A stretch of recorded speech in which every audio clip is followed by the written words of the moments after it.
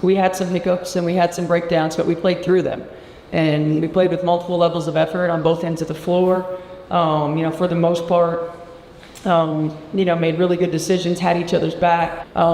She was hunting opportunities, and we were getting her the ball in a timely manner. And so much of AB's efficiency is about us getting her the ball on time and on target, and I thought we did a better job today.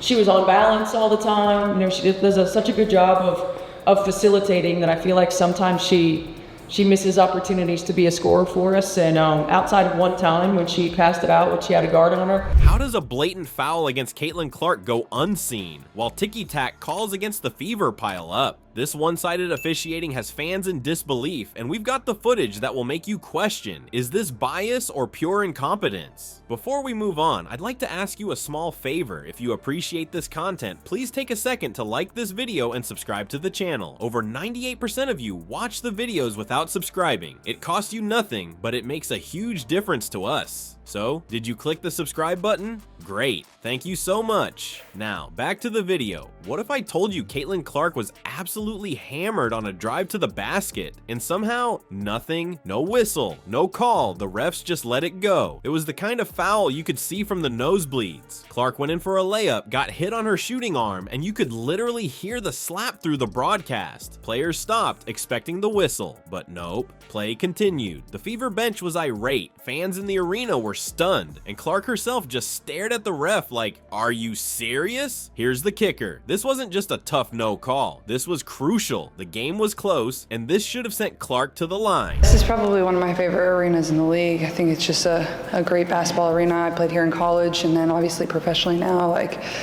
A lot of really good fans in this city that love supporting women's basketball, so it makes a lot of fun to come here and play. I've played in an arena before. When it's your first time, you're trying to get your bearings a little bit, and that's why you like playing at home, because that's what you're used to. You're used to practicing there. You played the most games there, so when you go on the road, it's a little bit different, but definitely don't become numb to it. I think it's something that is really, really fun no matter where you go on the road, and every crowd is different. Whether we're obviously in Golden State, I felt like that was definitely more of a true road game for us. And now here, I feel like it's a lot of really just great basketball fans. Now let's flip it. Not long after, Sophie Cunningham got whistled for a foul that, honestly, had everyone scratching their heads. She barely grazed her opponent on a screen, maybe brushed her jersey, but the whistle came out instantly. Foul. Phoenix got the ball back and converted, adding insult to injury for the Fever. How does Cunningham's feather-like contact get flagged? But Clark gets hacked like that with zero accountability. The inconsistency screams favoritism, or at the very least, complete incompetence. And it didn't stop there. There was also a blatant missed 24-second violation later in the game. Recognizing her moments, when to score, when to facilitate, probing the defense and making the right play. I thought she was just outstanding. Do you have to have a conversation with the player like Kelsey Mitchell, like, feel free to shoot, turn it on, we need to score? Do you have to have a conversation with that, or do you have to tone it down? No, Kelsey just wants to play. Like, you asked her, she's like, I just want to hoop. I thought we did a really good job of recognizing the hot hand and of recognizing the action that was giving us success and staying with it.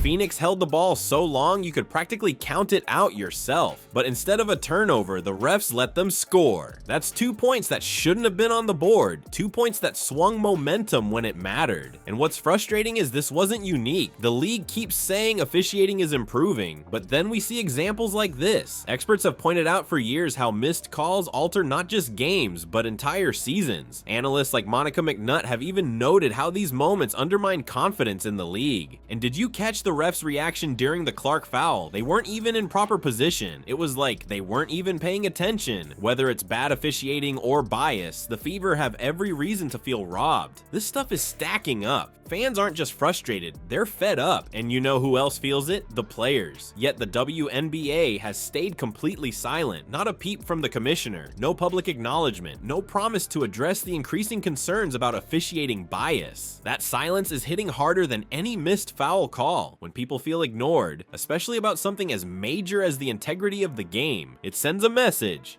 We don't care. And that's exactly how fans and players are feeling right now. Just take a quick look at social media. Fans are pouring out their frustration, players have hinted at it in interviews, and the community just seems over it. One tweet blew up saying, "How do you expect us to take this league seriously when blatant fouls get ignored on national TV?" They always have a great crowd here, no matter if we're playing or not, but I think certainly for myself, anytime we go on the road and people spend a lot of time and money to be able to come to games, and they're not just from Seattle, they're traveling from all different parts of the country. I think offensively, I think she's one of the best cutters in the league. I think she cuts really well. High basketball IQ player. I think that speaks to the way she's able to cut and move without the ball. She's never going to stop moving. She screens well. As one of her teammates, it's really amazing to see. And I think defensively, it's really along the same lines. I think she just competes every single play. She never takes possession off. She gets the toughest matchup every single night, and she steps up to the challenge. The replies were full of the same sentiment. A bad call is one thing, it happens, but the repeated lack of accountability, that's where people lose faith. And while the WNBA keeps quiet, other leagues have figured this out. The NBA, for example, openly releases referee reports after every game. They explain critical calls, break them down, play by play. It doesn't solve everything, but it shows fans they're making an effort. You know who's watching this? Sponsorships, potential investors, and those casual fans who tuned into the game excited to watch. If they see games turning into debates about fouls and favoritism, they might not come back. Analysts have pointed out how this isn't just an officiating issue, it's a reputation issue. Transparency could be an easy win for the WNBA, but they're not following through. Imagine the change if they trained refs better, set clearer standards, or even made call reviews public. Yeah, I've got 30 people out there waiting, so I'll head out there after, a bunch of family, friends. I love coming back to the Pacific Northwest, getting to play, and it being accessible for them to come and watch. I'm just really proud of how we stay with it. They were, going on there, running the fourth quarter, trying to fight back, and I feel like there's been times where we've separated in that moment, and tonight we just stayed together. And that's been our whole focus, is play a full 40 minutes, win every 5-minute increment that we can, and just really proud of our group. I feel like we've hit some adversity along the way, and I think that's only pushing us closer and closer together. We go on runs, and certain actions are working better at certain times, and they're doing things differently, and just being able to knock the open shots that I got. The thing is, fans and players don't need to wait around for the league. Start a conversation, sign petitions, flood social media, show up at games, and make yourselves heard. Because if enough people call for better officiating, the league will have to listen. Let's force them to respond. Why wait? The WNBA has a choice to make. They can keep ignoring the growing frustration from fans and players, or they can be the league that steps up and shows accountability. Right now, these officiating issues don't just hurt one game, they hurt the league's credibility and the trust fans have in the sport. This goes beyond missed calls. It's about fairness, integrity, and showing that every player, from Caitlin Clark to every rookie, gets the same respect on the court. So what can you do? Share this video, talk about it, push the WNBA to address this, and remind them the ball's in their court.